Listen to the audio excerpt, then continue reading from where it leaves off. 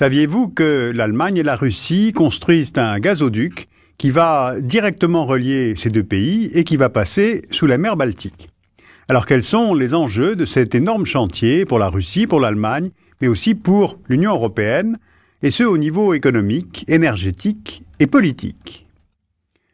Vous voyez sur cette photo le président russe, Vladimir Poutine, et le chancelier allemand, Gerhard Schröder. Elle a été prise à Berlin le 8 septembre 2004, lors de la signature de l'accord portant sur la construction du gazoduc nord-européen.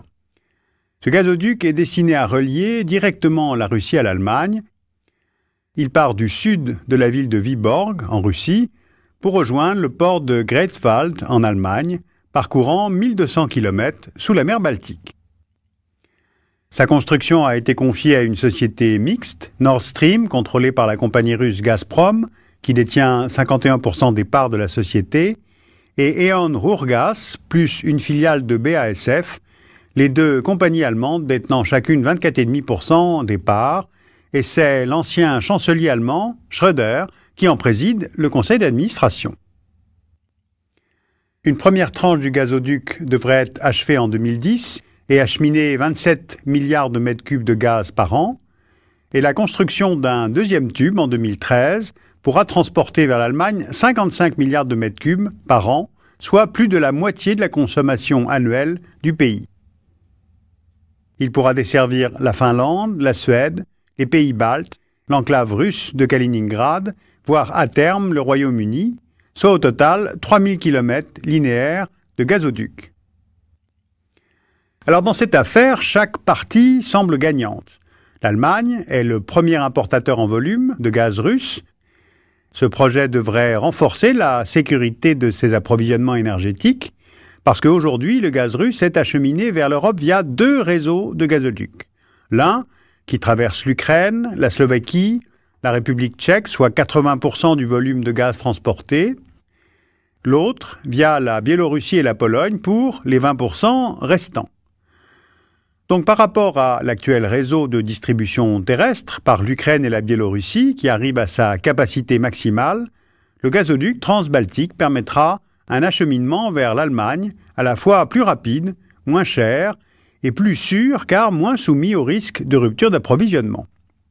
Parce qu'en effet, il s'agit d'éviter ce qui s'est passé en janvier 2006 lorsque Gazprom a fermé le robinet vers l'Ukraine et la Biélorussie pour utiliser le gaz comme moyen de pression pour que ces États se soumettent à l'augmentation des prix au mètre cube. Pour la Russie aussi, c'est avantageux. Elle accède directement à ses clients ouest-européens, elle supprime les royalties à verser aux pays transit, elle augmente la sécurité politique de ses voies d'exportation, notamment lorsque les pays transit sont mal disposés à son égard. Alors pour bien comprendre, il faut se placer dans une perspective plus large de la stratégie du président Poutine.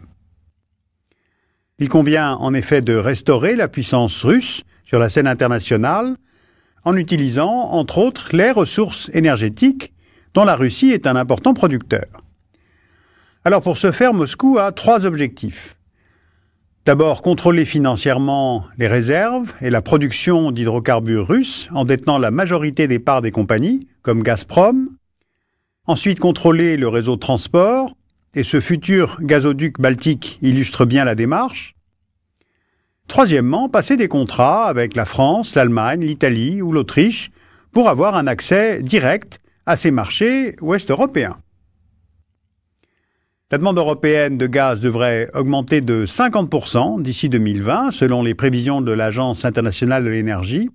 Alors la Russie cherche à être mieux placée encore sur ce marché, d'autant que d'autres fournisseurs, comme la Norvège, auront une production en diminution dans les 15 prochaines années. Alors avec la construction du gazoduc transbaltique, l'objectif de Gazprom est de faire de l'Allemagne une tête de pont de ses exportations de gaz vers l'Europe. Alors on comprend bien que ce dialogue énergétique est central dans les échanges entre la Russie et l'Union européenne. L'Union est le premier partenaire économique de la Russie, qui est son premier fournisseur d'énergie. Presque 90% des exportations de gaz russe en 2006 ont été dirigées vers l'Union européenne. Bien, maintenant, ce gigantesque projet suscite aussi énormément de critiques, que voici. Bruxelles l'a qualifié de projet énergétique prioritaire pour l'Europe, en tant que réseau transeuropéen de l'énergie, sauf qu'en fait, il s'agit avant tout d'un projet russo-allemand. Et les critiques viennent de plusieurs États membres de l'Union. Par exemple, la Pologne et les pays baltes considèrent que leur approvisionnement énergétique peut se trouver menacé avec les réseaux traditionnels délaissés au profit du nouveau tracé. Selon certains analystes suédois, ce projet est même potentiellement un outil pour diviser l'Europe. La Russie aura ainsi les moyens de fermer le robinet aux Ukrainiens, aux Biélorusses, aux Polonais, tout en le laissant ouvert pour d'autres consommateurs en Europe de l'Ouest. Et rien de tel pour créer la division au sein de l'Union européenne. D'autres membres de l'Union estiment que ce projet accroît encore la dépendance énergétique vis-à-vis de la Russie, qui se maintient ainsi comme unique partenaire, alors qu'il faudrait au contraire favoriser la diversification. Avec la RFA comme tête de pont énergétique, des États comme les Pays-Bas ou le Royaume-Uni peuvent devenir nouveaux consommateurs de gaz russe, alors qu'ils ne le sont pas actuellement. Ensuite, la critique de la Suède, qui est riveraine de la Baltique, porte sur les risques que ce projet fait peser sur l'environnement. D'abord, il menace l'écosystème déjà fragile de cette mer, et ensuite, les fonds marins sont jonchés de mines et de stocks de produits chimiques qui datent de la Seconde Guerre mondiale, et ils pourraient se répandre ou exploser lors de la construction du gazoduc. Ce projet est également critiqué par les États-Unis, mais pour d'autres raisons. Ils espéraient pouvoir exploiter avec les Russes le gisement de Stockman en mer de Barents. Or, ce gisement, exploité par Gazprom, devrait finalement approvisionner l'Europe via ce gazoduc de la Baltique. Et puis enfin, le projet est critiqué pour son coût d'investissement, plus de 5 milliards d'euros. Il serait rentable pour la Russie, qui fera des économies sur les royalties versées pour le transit aux pays tiers, et surtout avec cette demande en gaz dans l'Union européenne qui augmente sans cesse. Mais cependant, le projet russe devra faire face à des projets concurrents, notamment américains, qui cherchent à exporter les hydrocarbures d'Asie centrale en évitant le transit par la Russie. Au sud de l'Europe est projetée la construction d'un gazoduc appelé Nabucco. C'est un projet visant à concurrencer directement le gazoduc russo-turc Blue Stream via la mer Noire. Il part de Turquie, il vise à assurer une arrivée directe du gaz de la Caspienne en Europe, précisément en Autriche, mais en contournant la Russie. Et un tel projet serait aussi en concurrence avec le gazoduc transbaltique. Alors ce cas du gazoduc montre bien les liens étroits qui existent entre intérêts économiques et intérêts stratégiques des États. Les pays membres de l'Union européenne, en fait, n'ont pas les mêmes intérêts ni les mêmes besoins, comme le montre le cas de l'Allemagne. Ensuite, la Russie, avec les premières réserves mondiales, est un fournisseur incontournable pour l'Union européenne. Or, la Russie ne pourra pas répondre en totalité à la demande croissante en gaz de l'Union. Les infrastructures russes de transport de gaz sont en mauvais état. La production des 3 plus grands gisements russes diminue de 6% par an.